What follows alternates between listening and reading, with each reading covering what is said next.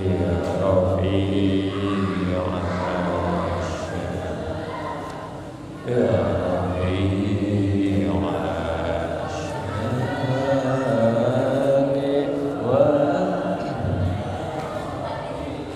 استغفر الله العظيم استغفر الله العظيم استغفر الله العظيم الذي لا إله إلا هو الحي القيوم وأتوب إليه بنية القبول وتمام كل سل ومأمول إلى حضرة سيدنا وحبيبنا وشفيعنا الرسول صلى الله عليه وسلم وأهل بيته الكرام والتابعين وتابعيهم إلى يوم الدين خصوصا إلى روح سيدي شيخ سيدنا حسن البصري وسيدنا زنيد البغدادي ومولانا الشيخ محمد أرشد كلمبين بن عبد الله البنجري وسيدي الشيخ عبد القادر الجيلاني وسيدي الشيخ محمد بن عبد الكريم مسمن المداني وسيدي الشيخ محمد أرشد كلمبين بن عبد الله البنجري وسيدي الشيخ محمد كشف الأنوار بن هادي إسماعيل البنجري وسيدي الشيخ محمد زيني بن عبد الغني وشيخ أحمد زوديان بن شيخ محمد وإلى أرواح جميع الأولياء ومعلمينا وأستاذنا ولوالدينا ولمشايخنا أن الله تعالى يتغشهم بالرحمة والمغفرة على تلك النية وكل نية صالحة وإلى حضرة النبي الفاتحة أعوذ بالله من الشيطان بسم الله الرحمن الرحيم مالك يوم الدين إياك نعبد وإياك نستعين صراط الذين أنعمت عليهم أعوذ بالله من الشيطان الرجيم بسم الله الرحمن الرحيم الحمد لله رب العالمين والصلاة والسلام على أشرف الأنبياء والمرسلين سيدنا ونبينا ومولانا محمد وعلى آله وصحبه أجمعين سبحانك لا علم لنا إلا ما علمتنا إنك أنت العليم الحكيم ولا حول ولا قوة إلا بالله العلي العظيم العزيز العليم عدد كل حرف كتب ويكتب أبد الآبدين ودهر الداهر رضي الله عنا وعنكم وعن المسلمين وقال رضي الله عنه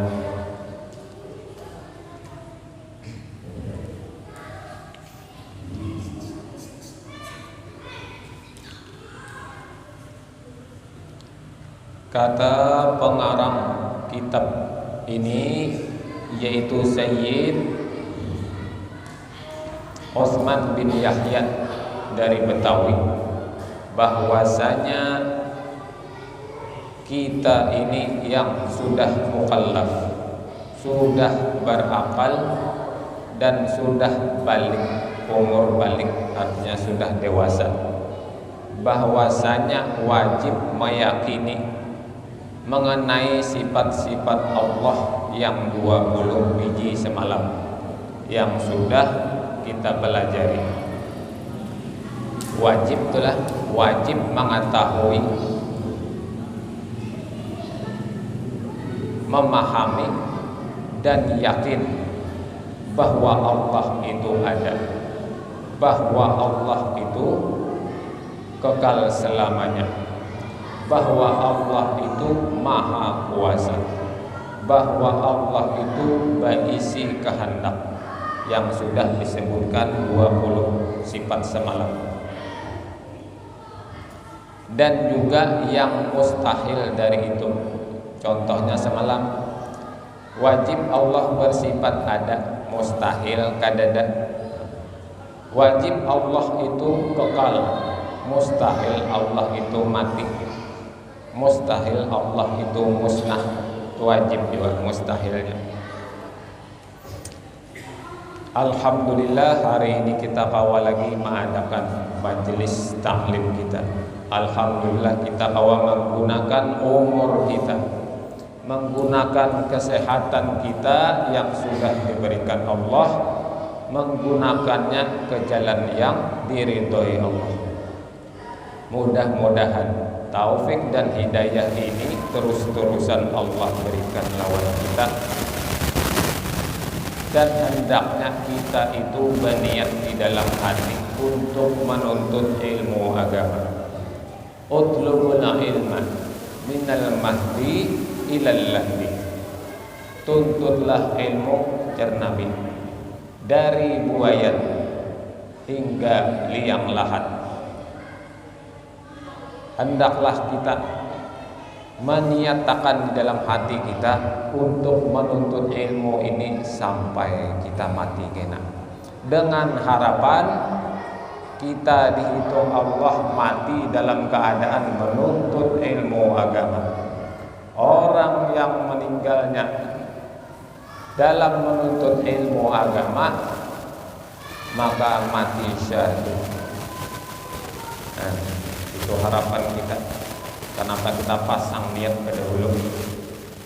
Artinya bujur-bujur dinyatakan mau ada majelis agama di manakah? Mau ada waktunya kita datangi. Selama majelis agamanya itu nang bujur aja dah.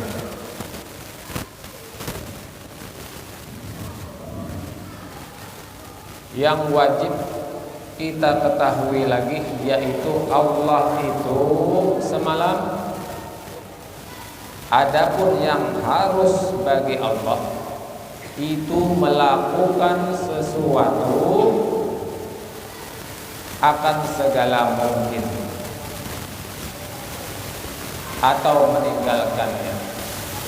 Jadi pertama kita harus yakin dulu bahwa Allah itu bila hendak melakukan sesuatu kada bergantung dengan apapun, kada tergantung dengan siapapun. Bila Allah hendak melakukan sesuatu maka jadi. Kayak itu Allah tuh kayak itu maksudin hendak bagawi itu wajib kita yakini. Contoh Allah, misalkan kita nih garing, minum obat sudah nang paling larang, ke dokter yang paling larang, tetap Allah boleh menyembuhkan, boleh kada menyembuhkan. Kayak itu Allah, kada ada yang tawa memaksa Allah.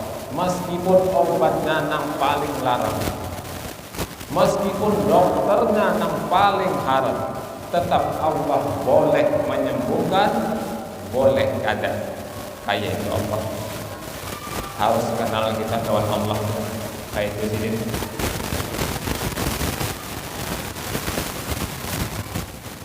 Walaupun kita sudah cangkal batal begawi, cangkal berusaha, tetap ketentuan tetap tergantung lawan Allah. Allah boleh menyucikan kita, boleh memiskinkan kita. Tidak ada yang kawa memaksa Allah. Meskipun syariat kita sudah lengkap, meskipun usaha kita sudah lengkap, jualan kita lengkap benar sudah nih, buka toko sungsung benar sudah. Orang jam 9 buka, ini habis sembahyang subuh sudah buka. Saking cangkalnya nih. Tetap Allah boleh menyugihakan, boleh kada di hari itu. Tetap Allah boleh memberi rezeki, boleh kada memayuakan. Meskipun kita sudah berjualan di tengah orang banyak sudah, meskipun barang kita sudah lengkap, tetap itu kata kawan memaksa Allah untuk menyugihakan kita. Oleh karena itu, meskipun syariat kita sudah lengkap, meskipun usaha kita sudah lengkap, tetap ikuti Allahnya, karena ketentuan masih tetap milik Allah. Nah, itu namanya. Meskipun sudah berobat ke sana kemari, tetap ketentuan hak untuk menyembuhkan tetap dari Allah, dan Allah kata kawan dipaksa dengan itu semua.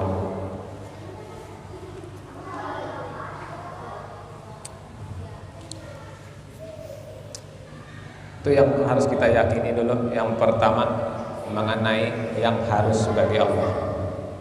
Yang kedua bilang, akan tetapi Allah nang mempunyai keadaan seperti itu tadi. Walaupun tanpa obat Allah kawa menyembuhkan, walaupun tanpa begawi Allah kawa menyugihakan, walaupun tanpa belajar Allah kawa memintarakan. Akan tetapi Allah baolah peraturan di alam ini bahwasanya Allah itu bila hendak begawi sidin memakai sebab, memakai perantara.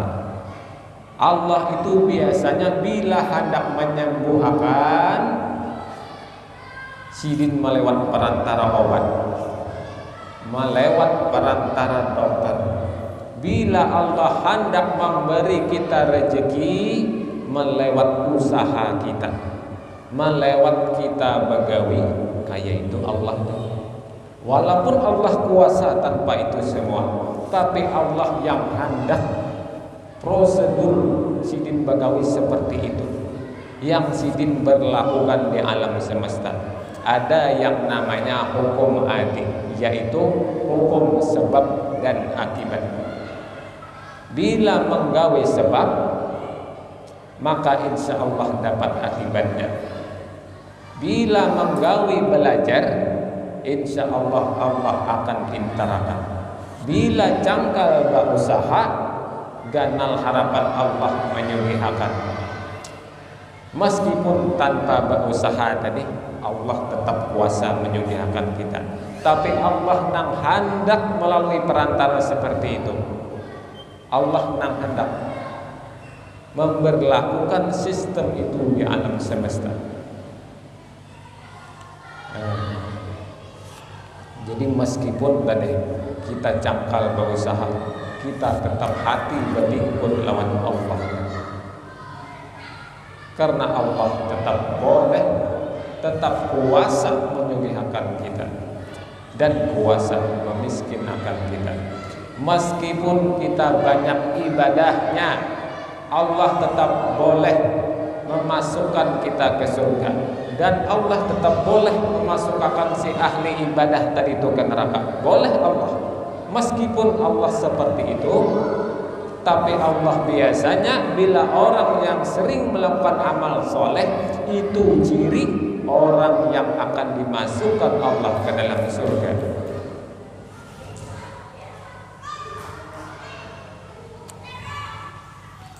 La yudkhilu ahadan minkum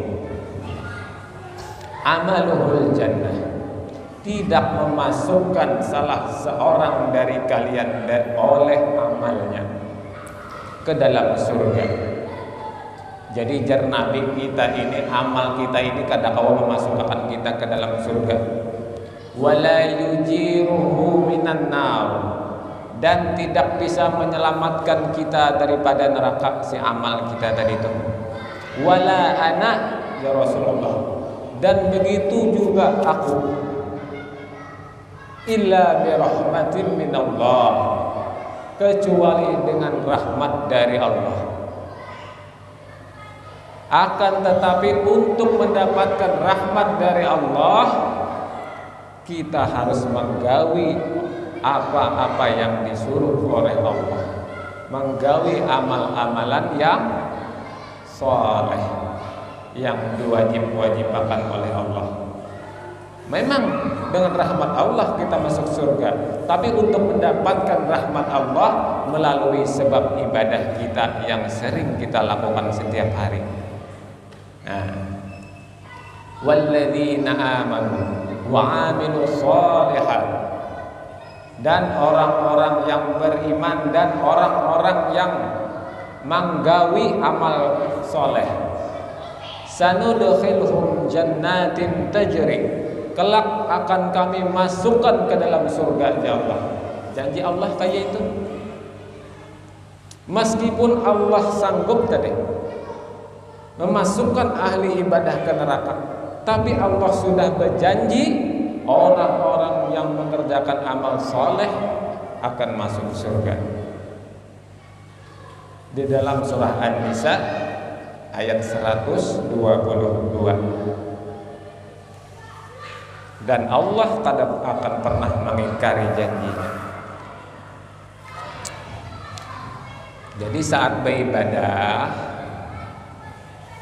banyak ibadah, jangan merasa hebat. Kenapa? Karena Allah sanggup masih memasukkan kita ke neraka, meskipun kita di tengah waktu kada pernah tertinggal. Pingkuti Allahnya. Dengan ibadah kita harap lawan Allah untuk memberikan rahmat agar kita masuk surga. Dengan sebab ibadah tadi itu. Sebagaimana dengan sebab obat kita dapat sembuh, begitu juga dengan sebab beribadah, maka insya Allah kita juga akan mendapat surga. Supaya hakikat jalan, syariat jalan. Jangan imbah mendengar, bah ibadah ada kawan juga masukkan ke surga aja. Baik kada usah ibadah beribadah aja. Salah. Hakikatnya bujur dah tuh. Ibadah kada kawan memasukkan ke surga sesuai sudah lawan hadis Nabi tadi tuh. Tapi imbah tuh bang, kada beribadah lagi kah? Kada. Ada lagi syariat namanya suruhan Allah. Allah nyuruh yang ini wajib, yang ini haram. Ada lagi syariat, babnya syariat. Jadi jangan hakikat jadi pakai, digabung. Hakikat jalan, syariat gawi. Di dalam menggawi syariat, hakikat main akan di dalam hati. Meskipun kita banyak beribadah, tetap kita kada wani sombong dengan ibadah kita, karena memandang Allah kuasa. Meskipun kita banyak beribadah, Allah tetap berisi kudrat yang kuasa memasukkan kita ke neraka. Nah, kita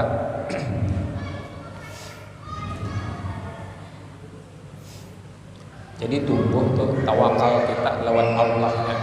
Hati kita tuh berpikut lawan Allahnya, kada berpikut lagi lawan ibadah. Tapi tetap juga dibanyaki ibadah. Makin banyak ibadahnya, makin besar harapan dapat rahmat Allah tadi tuh. Dan dengan rahmat Allah tadi itulah kita kawan masuk surga. Nah, itu pahaman. Kayak ada salah paham kan? Harus runut menjelaskannya. Karena tanggung alih timbul kata sembayangan lagi. Salah tuh. Jadi orang ilmu sebuku imbah mengaji hakikat, ilmu hakikat nih timbul pengoleran ibadah. Salah. Situ ada pulang bab syariat diatur dalam fikih kayak pacarnya ibadah supaya sah. Dalam tasawuf supaya diterima pulang harus ada ikhlas pulang di dalamnya.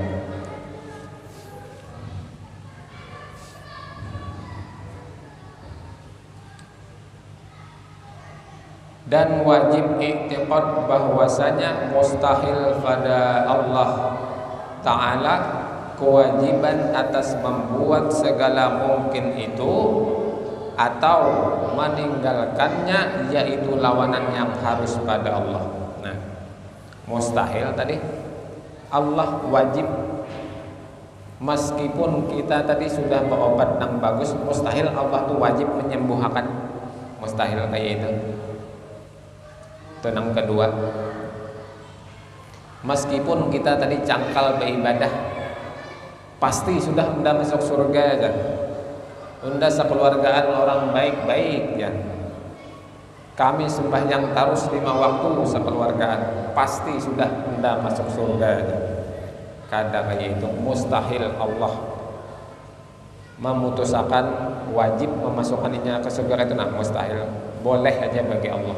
Akan tetapi janji Allah bila kita menggawi amal soleh maka akan masuk surga. Ya kalau tadi yang surah An-Nisa tadi. Jadi mustahil Allah tuh kayak terpaksa. Mun kita nih sudah cangkal berusaha, ada apa-apa lagi sudah Allah menyugihakannya lagi, mustahil kayak itu dah. Nah, tetap Allah mempunyai hak untuk menyuguhkan ataupun kada. Kayak itu Allah.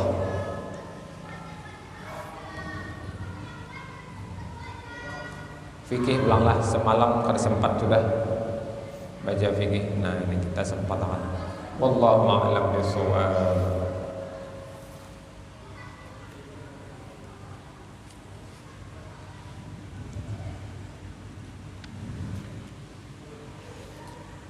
Semalam syarat-syarat wudu belum habis. Faslun syurutul wudu'i asyaratun. Syarat-syarat wudu ada 10, yaitu al-islamu wat tamyizu wan naqa'u 'anil haidhi wan nifasi. Yang pertama beragama Islam. Jadi orang kafir seandainya berwudu juga ada sah. Wat tamyizu, tamyiz semalam minimal umur 7 tahun Hijriah. Jadi umur 7 tahun wudunya, bujur wudunya udah kita pelajari nih. Sah wudunya. Di bawahnya sembahyang anak kita nih. Sah sembahyangnya tuh. Asal rukunnya tagawi, syarat sahnya tagawi, nang batal-batal membatalkan sholatnya kada tagawi, maka dapat pahala sudah anak kita tuh. Dan kita nang malajarinya pun sudah dapat pahala.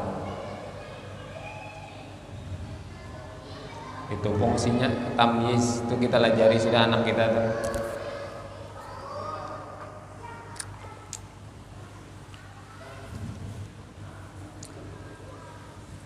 Dan bersih dari haid. Kalau haid kada sah wudunya. Wan nifasi, dan nifas. Wa amma yamna'u,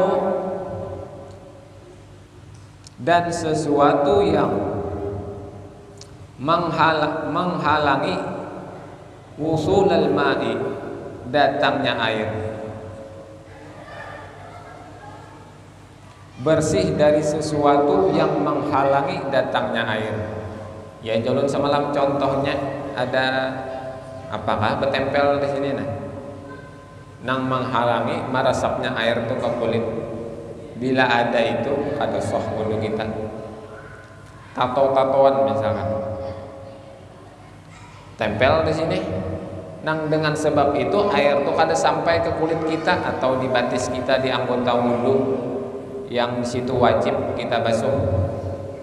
Ada di situ sesuatu yang menempel yang menghalangi air itu meresap ke kulit kita. Bila ada itu nah, walaupun seini kada sah wudu kita tuh.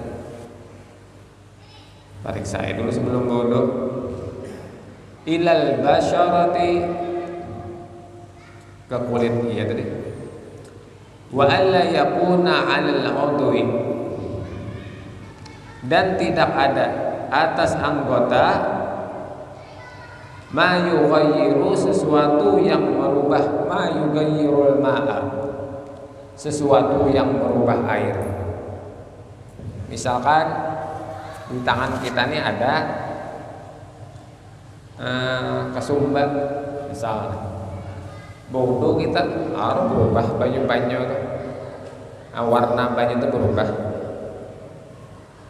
Kada suci mensucikan lagi baju itu sudah. Kita tempo ngesakat kada sah wudu kita itu. Ada sesuatu yang merubah air. Jangan sampai itu misalkan tangan kita berminyak, tuntung makan makanan berminyak nih. Tuntung saruan, bersih dulu tuh bujur-bujur. Ini langsung aja nah miar. Tanpa ngesakat. Kada suci lagi mensucikan lagi bajunya. Mian bercampur minyak. Maka syaratnya sini ada lagi. Wal ilmu bi fardhiyatihi, dan mengetahui bahwa berwudu itu wajib sebelum sembahyang tadi. Harus tahu kita hukumnya wajib. Jangan sambat sunnah hukumnya.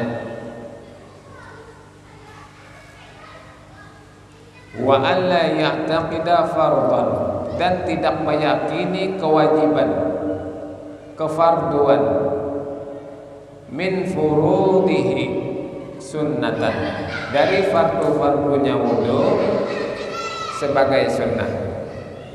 Dari fardu-fardu wudu semalam itu, nah yang 6 membasuh muka sekali yang wajibnya, membasuh tangan sekali yang wajibnya seandainya sekali-sekali, membasuh sebagian kepala sekali, membasuh batis sekali, berurutan pulang, itu wajib. Yang 2, 3 hukumnya sunnah, sunnahnya 3, kalau 2 makruh. Jadi yang kedua, yang ketiga itu pada wajib. Seandainya nah misalnya di bak masjid nih bagi isa kaina hendak berwuduan orang nih antri panjang, sekali-sekali aja, muha sekali, tangan sekali, amun 3 kali sebertan habis baju di atas itu kaina ada cukup bisa loai sekali-sekali aja cukup. Maunya cagar kayak itu,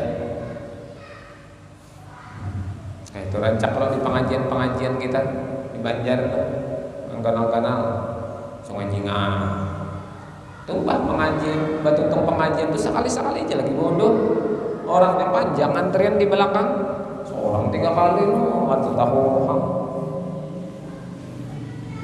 orang terangkat di belakang, malahnya aja kali 10 ikom kayak itu sawat kameh-kameh nang di belakang. Jadi sekali-sekali aja nang wajibnya tuh sekalinya.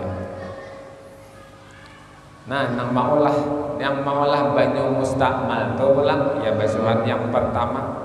Misal kita membasuh tangan nang pertama, kada boleh tuh merancing lagi ke banyu yang kurang dari 2 bola. Misalkan kita di ember baudo nih, nah basuhan yang pertama gugur lagi ke ember mustakmal, sudah banyu itu pada kau lagi di bawah wudu. Jadi bepaling dulu nang pamulaan toh. Nah nang kedua tuh kada apa lagi merancing, yang ketiga kada apa merancing. Itu basuh tangan yang pertama pulang tuh hati-hati pulang, jangan sampai masuk situ. Mun masuk ke ember tadi pulang mustakmal pulang sini. Yang pertama, yang kedua, yang ketiga memerancing kada mustakmal lagi, karena hukumnya sunnah. Yang maulah mustakmal yang basuhan pertama di setiap anggota wudu.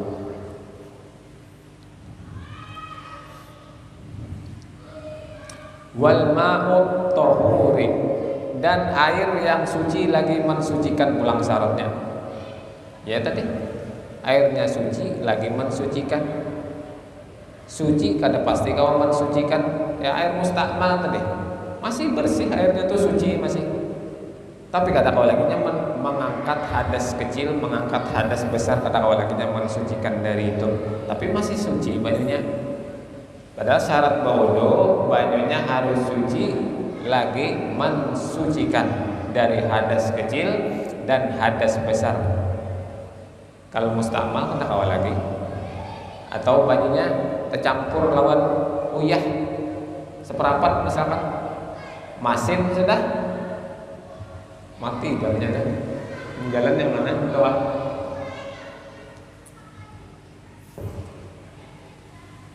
Masin sudah banyunya berubah sudah rasanya, nya kada boleh berubah warna, berubah rasa dan berubah bau.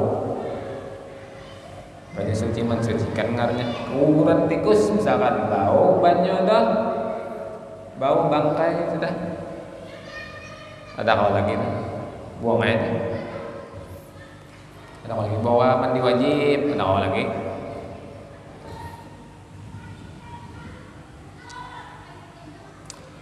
Nah sudah habis. Sebetulnya 8 aja syarat wudu tuh. Yang 2 terakhir ini untuk orang-orang yang istihadah atau orang yang kamih kada tiis. Wa dukhulul waqti wal muwalatu lidaimil hadas, dan masuk waktu dan bersegera untuk orang yang berhadas. Contohnya bebinian yang istihadah, yang keluar darah tetapi bukan darah haid. Kayak apa itu, Jan? Kayak darah haid juga, cuma dihukumkan dalam mazhab Syafi'i itu darah istihadah, yaitu darah yang keluar dari farji wanita di luar masa haid. Masa haidnya yang paling sedikit 1 kali 24 jam, paling lawas 15 hari 15 malam, 15 kali 24 jam. Harus tuh jamnya tuh mulai haid jam 2 misalnya, 15 hari udah 15 malam, lewat jam 2 itu darah, meskipun tetap keluar darah. Di dalam mazhab Syafi'i hukumnya itu darah istihadah, wajib dan itu sembahyang. Tapi caranya kayak ini, caranya inya tuh harus wudu sesudah masuk waktu sholat. Misalkan babunyi asar, hanyarnya tuh boleh wudu. Sebelumnya dibersihi bang dulu. Yang istihadah atau nang bakameh kada tiis itu nak latihan juga. Udah bakameh dibersihi sudah, ada lagi tes jan. Model spare partnya tuh model aus sudah, per di dalamnya tuh model sudah ya aus tadi bang. Kada kancang lagi menahani banyu, keluar tetes. Itu lidah imil hadas namanya. Orang yang selalu berhadas, caranya dibersihi dulu hadasnya tadi itu. Yang bebinian tadi bersihi dulu darah-darahnya tadi itu di farji tadi. Udah bersih, ditapali pulang lubangnya itu, tapali dulu, tapali kapas, masuk akan sedikit dah, plak tapali, dianu pulang, pakai apalah nutupnya tuh lah, supaya kada bagarak tutupannya tuh, pakai softtek, anu lah tahan lah kira-kira, atau pakai plester kan? Nah pokoknya intinya jangan keluar darah menetes. Nah itu intinya. Anggap plester set, tapali plester set, pegamat juga kena memacul, fras sudah berubut kan, sudah berubut kena. Nah kayak itu sudah ditapali, sudah dibersihi, ditapali, masuk waktu langsung wudu, langsung sembahyang. Kayak itu bagi orang yang istihadah atau orang nang bakamihnya kada tiis. Kayak itu cara sembahyangnya. Itu penyakit ngarannya. Istihadah itu darah penyakit. Nang bakamih kada tiis itu penyakit juga ngarannya. Nah kayak itu caranya. Bis dah syarat-syarat wudu. Ngatai kalau lah minggu kayaknya menghafal sini lah 10 penting. Bisa ada turun bisa.